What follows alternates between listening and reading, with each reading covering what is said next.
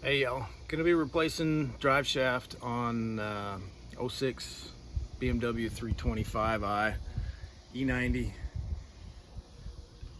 Pretty sure the U-joints are shot, so gonna replace the whole drive shaft.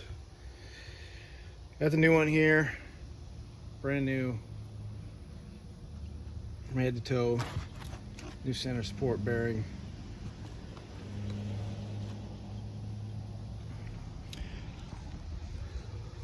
So let's go under the car, take a look, make sure you are safe jacking it, blocking it, supporting it. Certainly don't want this thing falling on you. So let's go underneath and take a look at what we need to remove. All right, underneath, got a little bit of work ahead of us just to get to the drive shaft. You can see the rear diff here. Here's your drive shaft.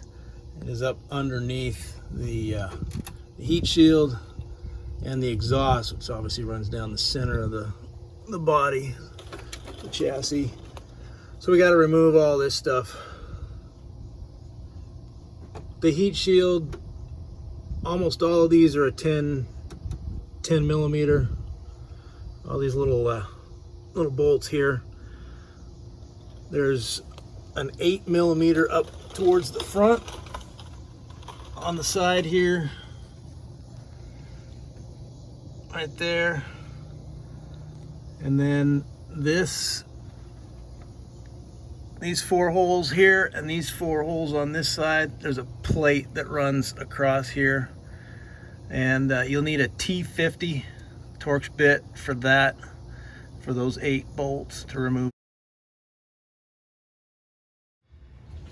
All right, back underneath here, I made a little more room, got the car up a little higher so we can see things a little bit better. Got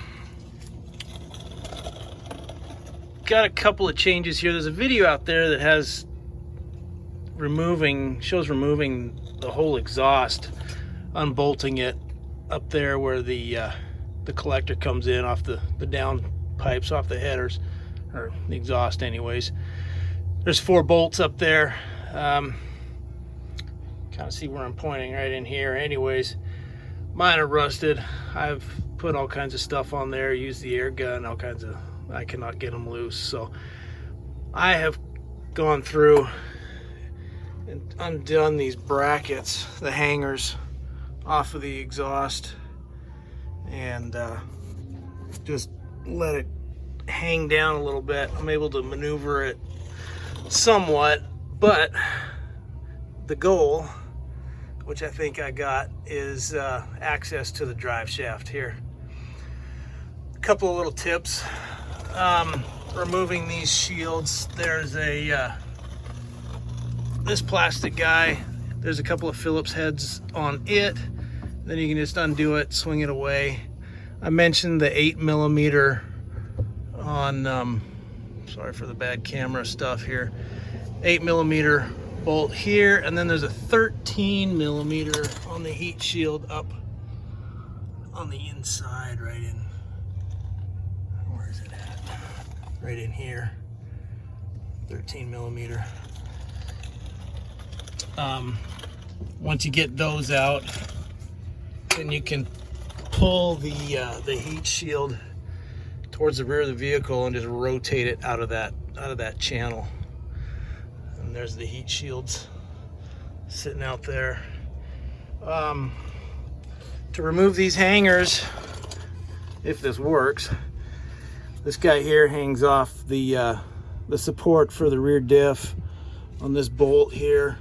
It's an 18 millimeter nut, and a couple of the others are an E10, kind of a reverse Torx bit. And those just undo and you can let the exhaust hang. The exhaust also does have a hangers up front here. These 2 bolts, those were those E's, and undo those, and that'll give you a little more freedom to be able to move the exhaust around to get the drive shaft out. And when removing the exhaust, German engineers aren't known for being friendly to mechanics, but they actually did one thing quite smart here. If you look where this hanger bolts up inside here, it's kind of tight and it's a pain with a ratchet. You only get about 1/8 of a turn on each one.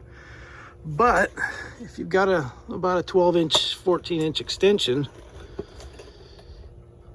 this hole right here lines right up, and you can reach right in there and get full turns on it. It comes out much faster.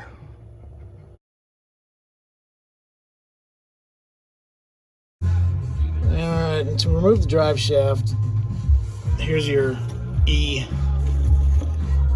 bolts. There's the socket for it, and this one's an E12. Goes on there. Undo 4 of those. Pop that off.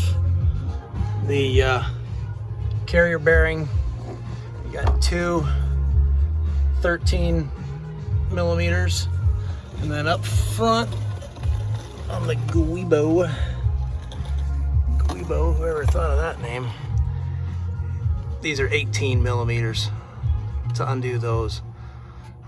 And you want to undo the inner ones, not these outer ones. Sorry for the focus.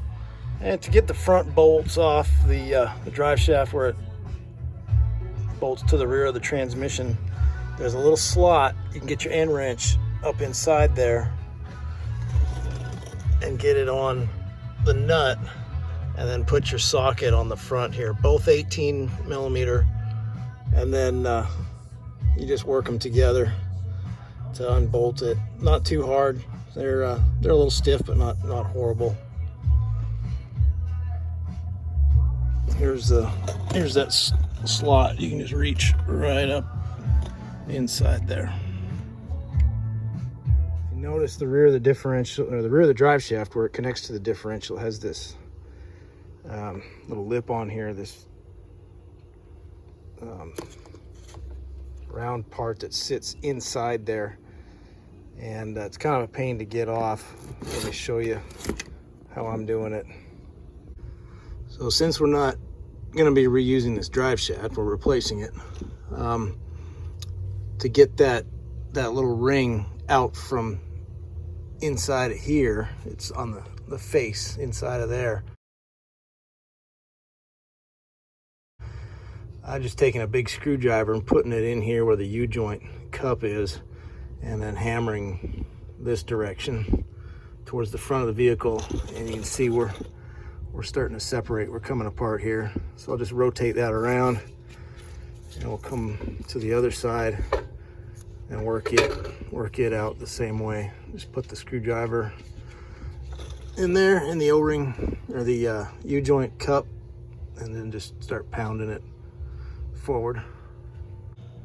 All right, and for the front, the pretty much, it's even a little easier than the back. There's this little guide post that sits on the output shaft that the drive shaft goes into, and once you get the 3 bolts, I lied, I think I said there was 4, but those 3 bolts out and the rear pulled off, you can just work this one out. I took that big screwdriver and just pried it a little bit, and it came off really easily. But that post goes inside that center right there. So when you put it back together, we'll want to make sure that obviously that goes in there.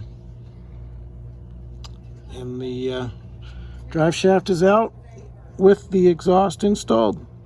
All right, so installation is just basically the opposite of the removal. Put the I took the drive shaft out in 2 separate pieces, but putting it back in, it came a little easier just since it came in as one piece. Slide it all into place.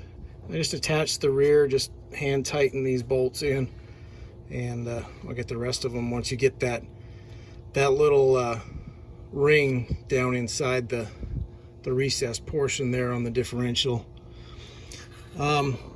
Leave your carrier bearing hanging, so that'll give you a little more room, so that when you get up front, I don't know how this video is going to flip around. When you get up front, if you remember that guide pin that comes out of the output shaft with your carrier bearing hanging. That gives you enough room to get your drive shaft in place over that pin, and then slide it into place, and then you can start putting the 3 bolts in. And then obviously don't forget to install the bolts on the carrier bearing.